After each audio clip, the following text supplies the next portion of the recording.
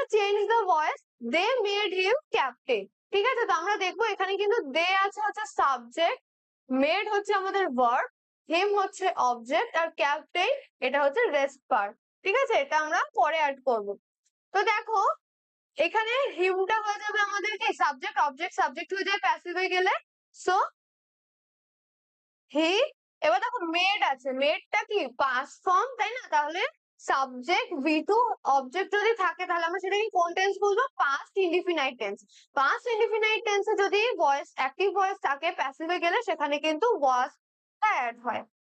He was made, এটা হচ্ছে make, make হচ্ছে কি মেইন ভার্ব, মেইন ভার্বের আমরা ব্যবহার করব পাস্ট পার্টিসিপল ফর্ম, তাই তো, he was made, made made made, so made কি না ক্যাপ্টেন, তাকে কি বানানো হয়েছিল, ক্যাপ্টেন, তাই তো,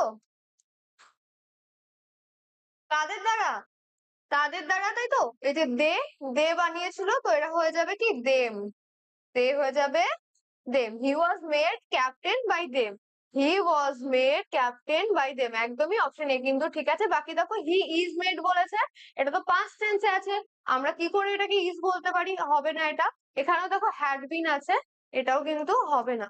ঠিক আছে, আর বলেছে captain was made by him, তো এটা কিন্তু মিনিংটাকে পুরো ঘুরিয়ে দিচ্ছে, এটাও কিন্তু হবে না। ঠিক আছে, চলো নেক্সট কোয়েশ্চেন আমরা দেখে নেব কি বলেছে।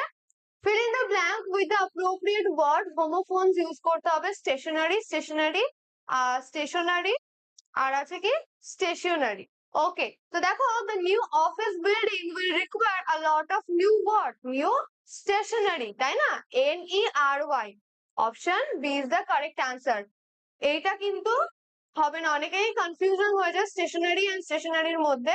ঠিক আছে, কারণ কি এগুলো সাউন্ডও একরকম, আর মানে প্রোনাউন্সিয়েশনটাও একরকম, এবং আমাদের দেখো ওয়ার্ডের স্পেলিংটাও কিন্তু একদম একই রকম, শুধু এ আর ই এর ডিফারেন্স, তো এটা কিন্তু কনফিউজ হবে না।